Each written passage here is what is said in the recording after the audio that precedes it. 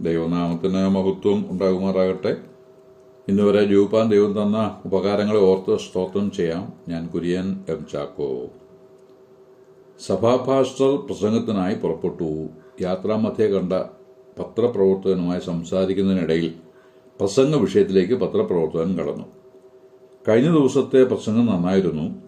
10 കൽപ്പനകളെ അടിസ്ഥാനമാക്കിയായിരുന്നുവല്ലോ അങ്ങ് പ്രസംഗിച്ചത്. ഇന്ന് എന്താണാവോ പ്രസംഗത്തിനായി ഒരുക്കിയിരിക്കുന്നത്? പാസ്റ്റർ പറഞ്ഞു, 3 കൽപ്പനകളെക്കുറിച്ച് സംസാരിക്കാനാണ് ഞാൻ ആഗ്രഹിക്കുന്നത്. 3 കൽപ്പനകളോ?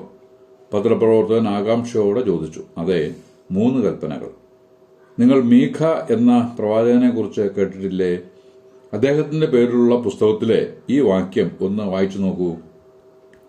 പത്രപ്രവർത്തകൻ പാസ്റ്റർ കാട്ടിക്കൊടുത്ത മീഖ 6:8 വായിച്ചു. മനുഷ്യ, നല്ലത് എന്ത് എന്ന് അവൻ നിനക്ക് കാണിച്ചു തന്നിരിക്കുന്നു. ന്യായം പ്രവർത്തിപ്പാനും ദയാതൽപരനായിരിക്കാനും നിന്റെ ദൈവത്തിന്റെ സന്നിധിയിൽ താഴ്മയോടെ നടപ്പാനുമല്ലാതെ എന്താകുന്നു കർത്താവ് നിന്നോട് ചോദിക്കുന്നത്? വാക്യം വായിച്ച് 3 കൽപ്പനകൾ മനസ്സിലാക്കി പത്രപ്രവർത്തകൻ നടന്നാകുന്നു. ദൈവത്താൽ അനുഗ്രഹിക്കപ്പെട്ട ജനതയെന്ന് അഭിമാനിക്കുന്ന യഹൂദന്മാരുടെ ആവിർഭാവത്തെയും അവരുടെ വളർച്ചയെയും തളർച്ചയെയും എല്ലാം വിവരിക്കുന്ന പുസ്തകമാണ് ബൈബിളിലെ പഴയ നിയമഭാഗം. അവരുടെ സാമൂഹിക ജീവിത ഭദ്രതയ്ക്ക് ആവശ്യമായ പ്രായോഗിക നിർദ്ദേശങ്ങളും ആ ഗ്രന്ഥത്തിലുണ്ട്. ദൈവത്തോടുള്ള ബന്ധത്തിന്റെ ഉറപ്പിനും കൂട്ടായ്മയ്ക്കും വേണ്ട കൽപ്പനകളും നിർദ്ദേശങ്ങളും ആ പുസ്തകത്തിൽ വിവരിച്ചിട്ടുണ്ട്. പഴയ നിയമ പുസ്തകത്തിലെ ധർമ്മശാസനങ്ങളുടെ ആണിക്കല്ലാണ് 10 കൽപ്പനകൾ. അവയെ കുറിക്കുന്ന വ്യാഖ്യാനങ്ങളായി നിരവധി ഗ്രന്ഥങ്ങൾ രചിക്കപ്പെട്ടിട്ടും ഉണ്ട്. 39 പുസ്തകങ്ങളുള്ള പഴയ നിയമ ഗ്രന്ഥത്തെ യഹൂദന്റെ മതഗ്രന്ഥം എന്ന നിലയിൽ അറിയപ്പെടുന്നു. അതിൽ പ്രവാചക പുസ്തകങ്ങൾക്ക് പ്രാധാന്യം കൂടുതലാണ്. മീഖ എന്ന പ്രവാചകൻ പ്രവചനാത്മാവിൽ പറഞ്ഞ കാര്യങ്ങളും പുതിയ നിയമ തിരുവെഴുത്തിൽ കാണുന്നുണ്ട്. മത്തായി സുവിശേഷം 2:1 മുതൽ വായിക്കുന്നത്, ഹെരോദ രാജാവിന്റെ കാലത്ത് യേശു യഹൂദയിലെ ബേത്ലഹേമിൽ ജനിച്ച ശേഷം കിഴക്കുനിന്ന വിദ്വാൻമാർ യെരൂശലേമിലെത്തി. യഹൂദന്മാരുടെ രാജാവായി പിറന്നവൻ എവിടെ? ഞങ്ങൾ അവന്റെ നക്ഷത്രം കിഴക്ക് കണ്ട് അവനെ നമസ്കരിക്കുവാൻ വന്നിരിക്കുന്നു എന്ന് പറഞ്ഞു. ഹെരോദാവ് അത് കേട്ടിട്ട് അവനും യെരൂശലേമൊക്കെയും ഭ്രമിച്ചു. ജനത്തിന്റെ മഹാപുരോഹിതന്മാരെയും ശാസ്ത്രിമാരെയും എല്ലാം കൂട്ടിവരുത്തി ക്രിസ്തു എവിടെയാകുന്നു ജനിക്കുന്നത് എന്ന് അവരോട് ചോദിച്ചു. അവർ അവനോട് യഹൂദയിലെ ബേത്ലഹേമിൽ തന്നെ എന്ന് പറഞ്ഞു.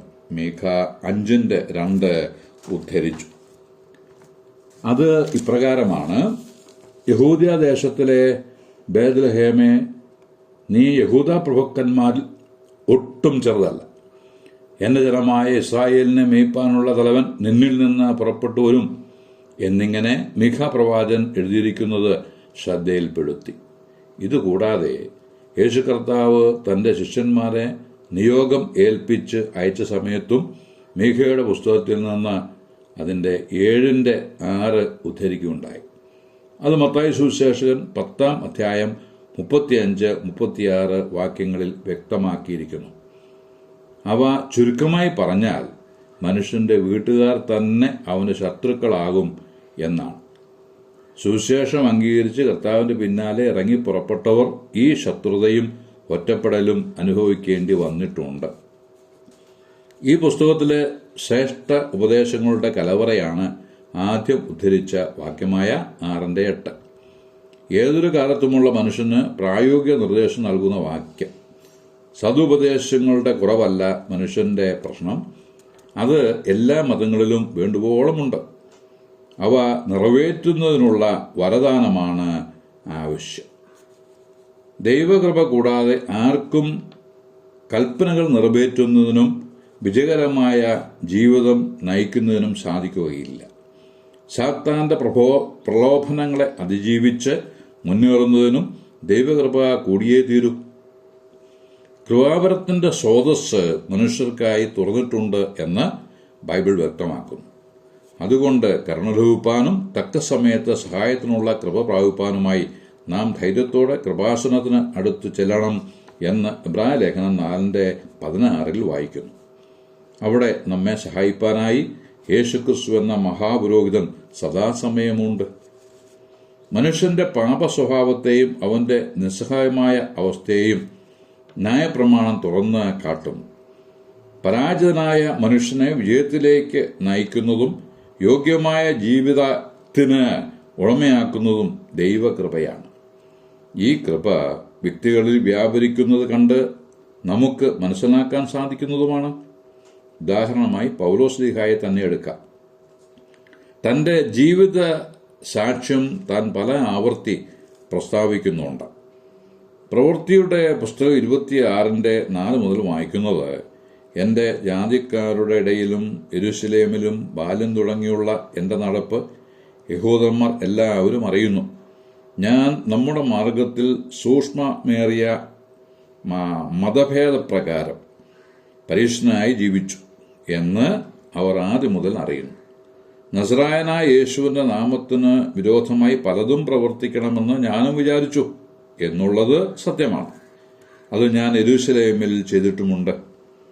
മഹാപുരോഹിതന്മാരോട് അധികാരപത്രം വാങ്ങി വിശുദ്ധന്മാരിൽ പലരെയും തടവിലാക്കി അവരെ നിഗ്രഹിക്കുന്ന സമയത്ത് ഞാനും സമ്മതം കൊടുത്തു. എല്ലാ പള്ളികളിലും അവരെ ദണ്ഡിപ്പിച്ചുകൊണ്ട് ദൂഷണം പറയുവാൻ നിർബന്ധിക്കുകയും അവരുടെ നേരെ അത്യന്തം ഭ്രാന്ത് പിടിച്ച് അന്യ പട്ടണങ്ങളോളം ചെന്ന് അവരെ ഉപദ്രവിക്കുകയും ചെയ്തു. പൗലോസിന്റെ ജീവിതത്തിലെ ഈ കാര്യങ്ങൾ താൻ യഹൂദ മതത്തിൽ ആയിരുന്ന കാലത്തോളം ചെയ്തതും ചെയ്യിച്ചതുമായ കാര്യങ്ങളാണ്. എന്നാൽ ദമസ്കോസിന്റെ പടിവാതിക്കൽ വെച്ച് അങ്ങോട്ടുള്ള യാത്രാമധ്യേ നട്ടുച്ചയ്ക്ക് സൂര്യന്റെ പ്രകാശത്തെ കവിയുന്ന വെളിച്ചം ആകാശത്ത് നിന്ന് ചുറ്റി പ്രകാശിച്ചു. യാത്ര ചെയ്തവർ എല്ലാവരും നിലത്തു വീണു. ശൗലേ, ശൗലേ, നീ എന്നെ ഉപദ്രവിക്കുന്നത് എന്ത്? മുള്ളിന്റെ നേരെ ഉദയ്ക്കുന്നത് നിനക്ക് വിഷമമാകുന്നു എന്ന് എബ്രായ ഭാഷയിൽ പറയുന്ന ശബ്ദം കേട്ടു. നീ ആരാകുന്നു കർത്താവേ എന്ന് പൗലോസ് ചോദിച്ചതിന്, നീ ഉപദ്രവിക്കുന്ന യേശു ആകുന്നു ഞാൻ എന്ന് കർത്താവ് മറുപടി പറഞ്ഞു. അത് കേട്ട നിമിഷം മുതൽ യേശു കർത്താവിന്റെ വാക്ക് അനുസരിക്കുന്നവനായി പൗലോസ് തീർന്നു. അവിടെ വ്യാപരിച്ച ദൈവകൃപ മറ്റുള്ളവർക്ക് കാണത്തക്ക വിധമായിരുന്നു. കോപം പൂണ്ട് ക്രിസ്ത്യാനിക്ക് ദോഷം ചെയ്തുകൊണ്ടിരുന്നവൻ ഒരു നിമിഷം കൊണ്ട് താൻ ഉപദ്രവിച്ചുകൊണ്ടിരുന്ന ആ മാർഗത്തെ പ്രഘോഷിക്കുന്നവനായി തീർന്നു. ഒരുവൻ ക്രിസ്തുവിലായാൽ അവൻ പുതിയ സൃഷ്ടിയാകുന്നു.